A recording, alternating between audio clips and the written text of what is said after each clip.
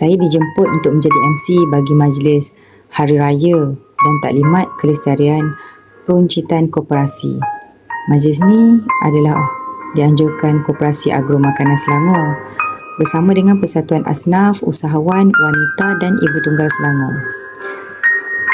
Di dalam majlis ni, saya rasa sangat tersentuh hati, sedih rasanya. Sebab majoriti yang hadir adalah wanita dan mereka adalah ibu tunggal. Mereka adalah pejuang kehidupan yang sebenar. Sempat saya berborak-borak dengan mereka. Ada di antara mereka yang diceraikan masa tu umur 65 tahun sebab suami berkahwin baru. Ada pula yang diuji kerana campur tangan mertua. Dan yang paling saya sedih, sepanjang mereka berkahwin, mereka tak pernah dibenarkan untuk bekerja. Yelah, nak uruskan anak-anak, rumah lagi. Lepas tu mereka tak ada pengalaman kerja, tak ada pendidikan tinggi. Tapi bila diuji, mereka tetap bangkit. Ada yang jual kuih, ada jual roti, ada yang jual paste dari rumah. Allahu Akbar. Tahu tak, masa saya pegang mikrofon dekat atas pentas tu, saya tanya pada diri sendiri masa pegang tu. Saya tanya, apa yang saya boleh buat supaya mereka rasa dihargai, rasa hidup balik, rasa diri mereka penting. Jadi, tiba-tiba datang idea. Lepas je VIP balik, saya ajak semua ibu-ibu tunggal tu naik ke atas pentas. Kita nyanyi lagu raya, kita menari sama-sama. Allahu Akbar. Saya nampak wajah mereka berseri-seri.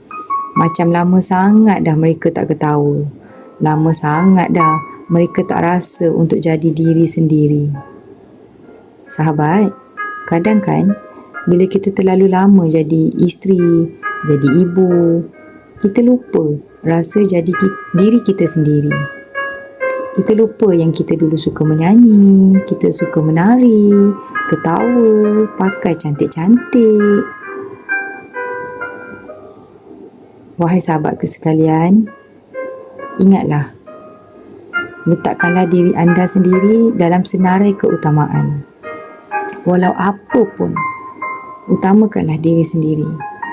Bukan selfish, tapi itu namanya self-love. Kita sayang diri kan? Sebab kalau kita jatuh, siapa nak bangkitkan keluarga kita nanti? InsyaAllah, kalau Allah izinkan, saya nak bantu lebih ramai ibu tunggal ni. Saya nak gembirakan mereka. Saya nak buat program yang fun, yang healing, yang dapat beri nafas baru untuk wanita yang pernah hampir hilang diri. Doakan saya ya, semoga geran yang saya mohon diluluskan.